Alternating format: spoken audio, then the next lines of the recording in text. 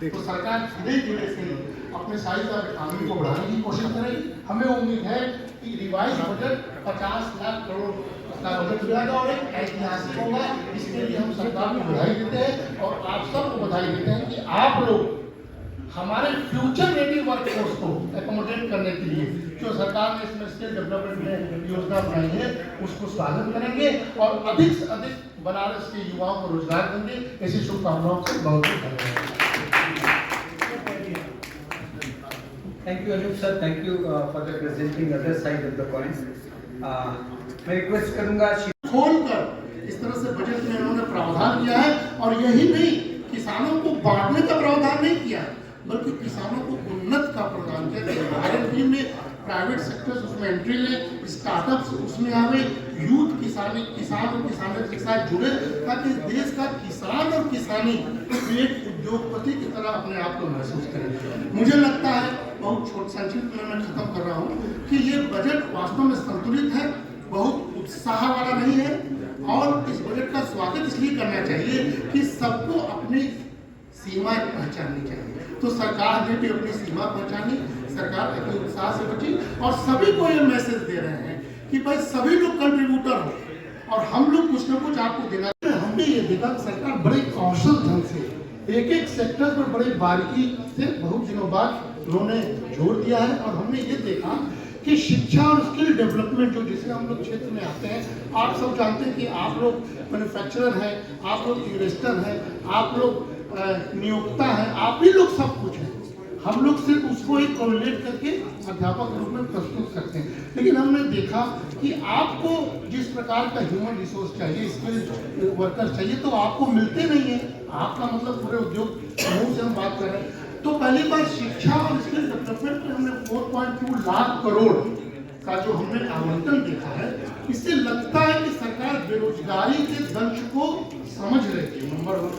Number 2, उद्योगों के दंश को भी समझ रहे हैं कि उद्योग करें तो क्या करें, इन्वेस्टमेंट करें तो क्यों करें भारत में, तो उनको उनके अनुरूप ह्यूमन रिसोर्स या स्किल लेवल मिल नहीं रहे। ये जो गैप था बहुत दिनों से गैप बना हुआ है। हमको लगता है कि बहुत दिनों बाद इस बजट में हमको लग रहा है कि आरएनडी और शिक्षा और स्किल को एक साथ अगर हम लोग उपलब्ध देखें तो सरकार को लग रहा है कि अब इन्वेस्टर तभी आएंगे जब उनके उद्योग में उनके अनुरूप, क्योंकि यहाँ का लेबर सबसे सस्ता माना जाता है, ये चीप लेबर का कंट्री है, इसीलिए भारत के इन्वेस्टर्स यहाँ आना चाहते हैं। और सरकार को भी मालूम है कि 7.5 लाख 7.8 लाख रोजगार अगर हमको प्रतिवर्ष देना है तो वो कहाँ से ये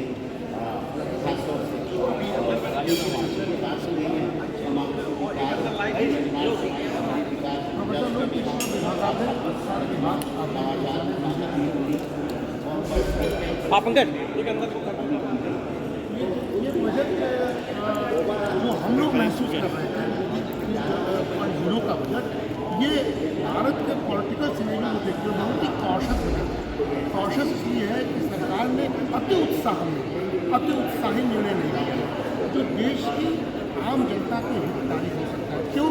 क्योंकि आप देखिए बजट का साइज अभी भी 48.2 लाख करोड़ है। हम लोग ये मान रहे थे कि खर्च 50 लाख करोड़ पार कर जाएगा, लेकिन ऐसा लगता है कि मोदी की खर्च की सीमा को थोड़ा सा रखे हैं क्योंकि रेवेन्यू का जो स्रोत है, जो आय का स्रोत है, अभी भी देश में सीमित है।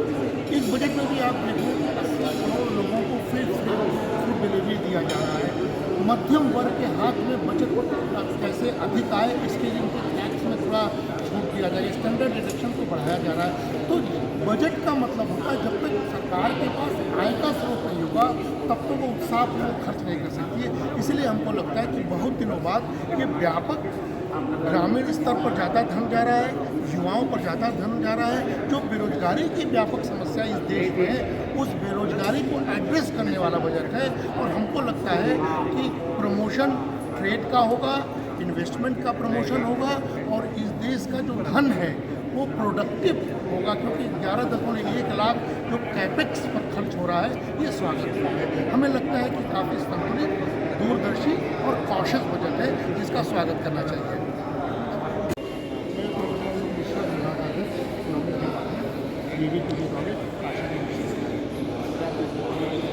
खास इसमें दो, एक तो ये पूरा का पूरा बजट अति उत्साह में लिया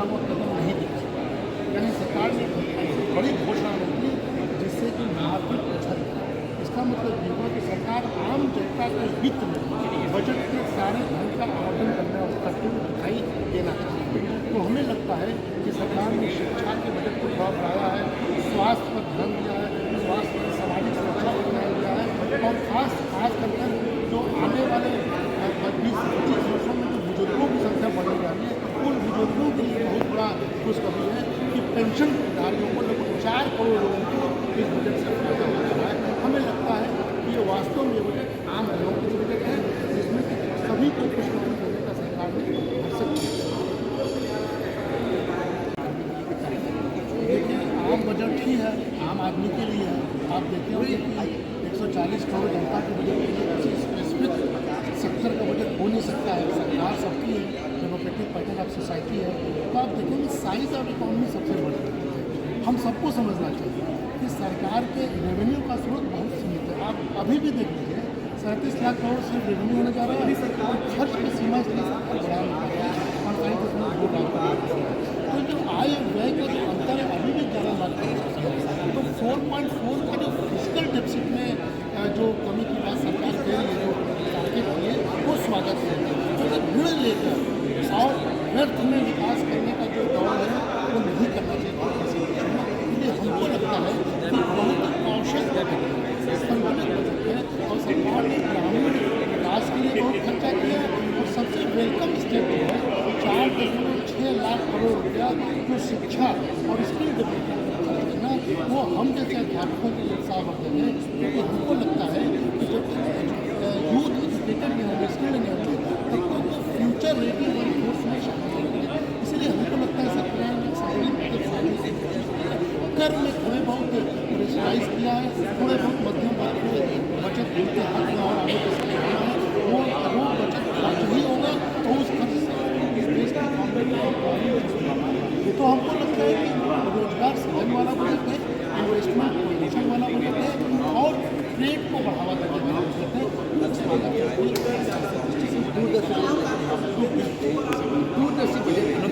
खाद्याध्यक्ष अर्थशास्त्र विभाग काशीपुर जगह से संबद्ध डेयरी कॉलेज में आज ये बजट पास हुआ है, देश की आय निर्मला सीतारमण, क्या कहना चाहेंगे इसमें किन वर्गों का ख्याल रखा गया? देखिए, ये बजट जो तीसरा कार्यकाल है मोदी जी का, ये बहुत से वैश्विक संस्थाओं के विपरीत है।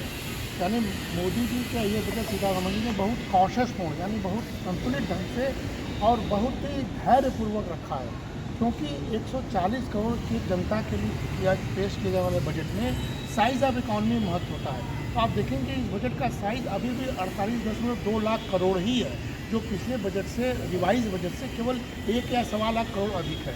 यानी कुल मिलाकर देखा जाए तो सीमित संसाधनों में वित्त मंत्री ने इस देश के हर वर्ग को संतुष्ट करने की कोशिश की है। इसमें सबसे प्रमुख बात जो है, किसानों, ग्रामीण विकास और किसान की तरफ ये लगभग 5.5 लाख करोड़ तक का ये आवंटन जाता हुआ दिखाई पड़ रहा है, जिसमें मुख्य रूप से किसानों के फसल का उन्नयन होना, उसमें R&D में उसमें खर्च करना, और युवाओं को किसानी के प्रति आकर्षित करने के मत इसमें निर्धारित है, जो एक नया चीज़ है।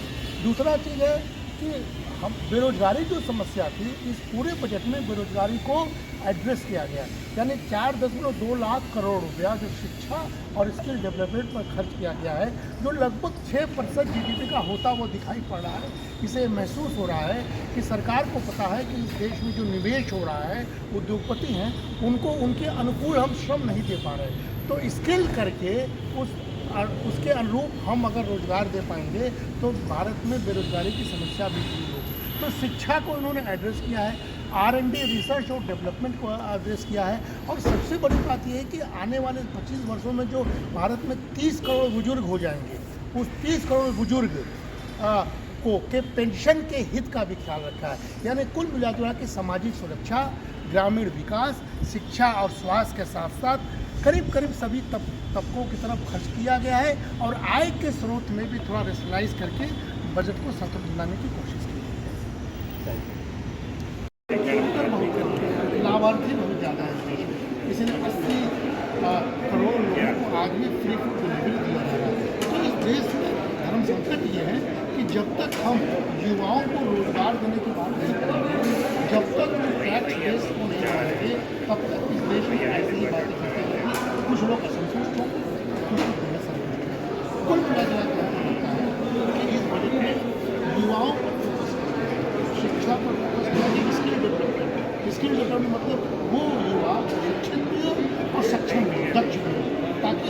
के लिए योग्य हैं। अगर वो रोजगार करेंगे तो उनकी आय का सृजन होगा, और अगर आय का सृजन होगा तो टैक्स का बोझ बढ़ेगा। तब जो शिकायतें हैं कि हमको ये नहीं मिला, हमको वो मिला, इससे तो ये बहुत साहसी बजट नहीं है। इससे मार्केट प्रभावित नहीं होगा, इससे प्रभावित होगा इस देश का सस्टेनेबल डेवलपमेंट, यानी संतुलित मार्ग पर होता हुआ ये सरकार दिखाई पड़ रही है। आने वाले समय में इसी संतुलन के बल पर उसका जो बजट, जब तक हम 50 लाख करोड़ की बात करेंगे आने वाले 6 महीने बाद, खर्च का जो तरीका बता दिया उसको तरीका कहाँ से आएगा, तो मुझे युवाओं को जो 5 रुपये पाएगी मिला से कम से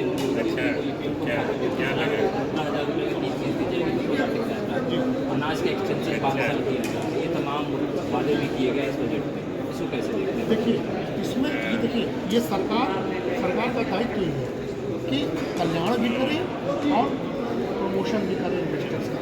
तो सरकार तो कल्याण करेगी, तो ये योजना तब तक अच्छी है जब तक गरीबी रेखा से ऊपर न होता है और स्थापित न होना, यानी गरीब सशक्त न होना, तब तक योजना कहाँ बोले।